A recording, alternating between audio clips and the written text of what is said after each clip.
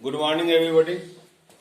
आज हम लोग फिजिक्स के 6 बोर्ड में पूछे गए इंपॉर्टेंट क्वेश्चन को देखते हैं, या टेस्ट के रूप में आप लोग मान सकते हैं। क्वेश्चन फर्स्ट है, दाढ़ी बनाने के लिए किस दर्पण का प्रयोग होता है और क्यों। सेकंड क्वेश्चन है, साइड मिरर के रूप में उत्तल दर्पण का प्रयोग होता है, क्यों। थर्ड क्वेश्चन है, परावर्तन के नियमों को लिखें। फोर्थ क्वेश्चन है, वक्रता त्रिज्या और फोकस दूरी में क्या संबंध है। फिफ्थ क्वेश्चन है, अभिसारी किरणें किसे कहते हैं। और सिक्स्थ क्वेश्चन है, प्रतिबिंब की प्रकृति बताएं जब वस्तु अनंत और सी के बीच में हो। हमने इनके आंसर दे रखे हैं। आपको कितना मालूम है यह आप जानते हैं।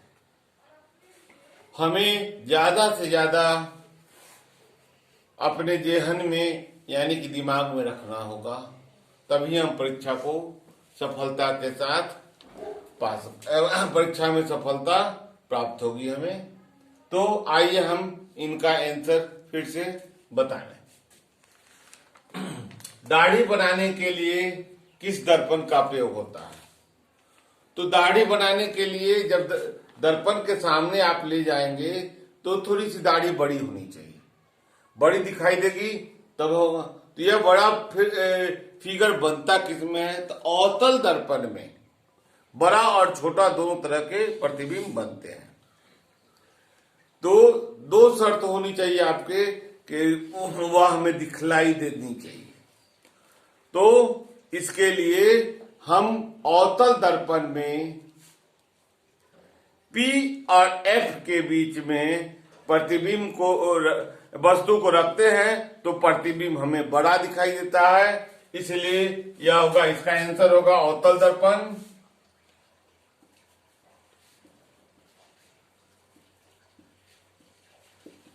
और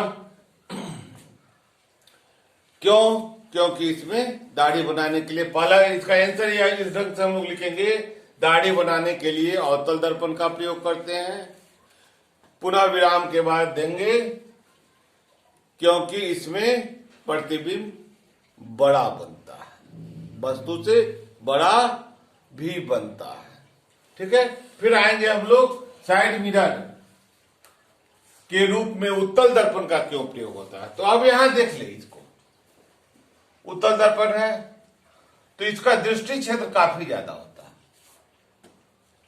तो हम लोग लिखेंगे उत्तल दर्पण का प्रयोग साइड मिरर के रूप में होता है क्योंकि इसका दृष्टि से क्षेत्र बहुत बड़ा होता है, जिससे हमें दूर की वस्तु भी स्पष्ट, भले ही छोटी दिखाई देती है लेकिन स्पष्ट दिखलाई देती है। अब आएंगे हम लोग परावर्तन के नियमों को लिखे। तो परावर्तन के कितने नियम है, 2 नियम है। परावर्तन के 2 नियम है। प्रथम नियम है आपतित किरण, परावर्तित किरण और अविलंब तीनों एक ही तल में होते हैं। दूसरा है कि आपतन कोण बराबर परावर्तन कोण। इसको देख लें, यही परावर्तन के नियम है। आपतित किरण, परावर्तित किरण और अविलंब तीनों एक तल में है और I इक्वल टू R। अब आएंगे हम लोग वक्रता त्रिज्या और फोकस दूरी में क्या संबंध होता है। तो जरा देख लें हम लोग,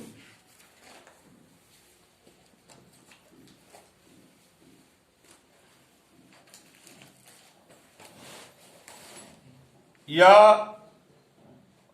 F और C, तो यहां से यहां P और C के बीच की दूरी को हम लोग वक्रता त्रिज्या कहते हैं। इंग्लिश में रेडियस ऑफ कर्वेचर कहते हैं या फोकस दूरी कहते हैं।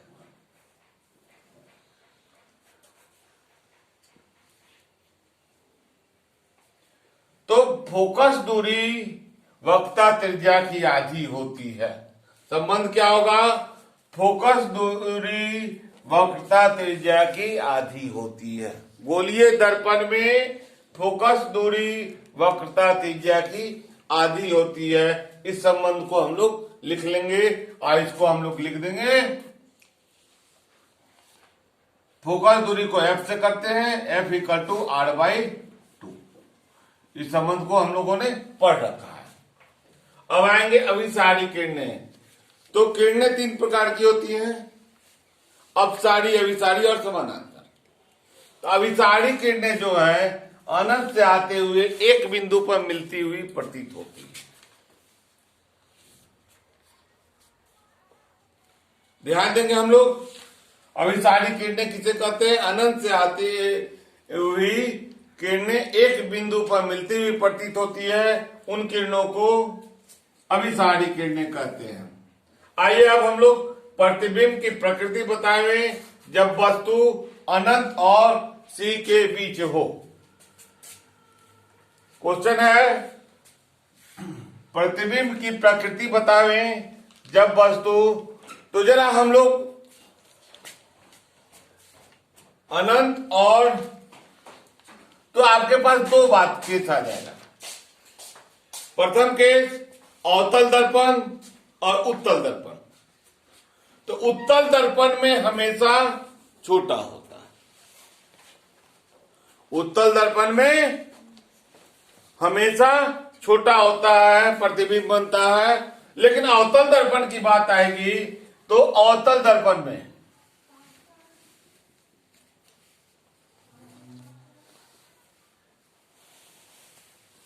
F और C, तो कहां रखा गया है? अनंत और C के बीच में, यहां रखते हैं। यह पहले कहां से गुजरेगा? और यह, तो क्या बना? प्रकृति क्या हुआ? उल्टा।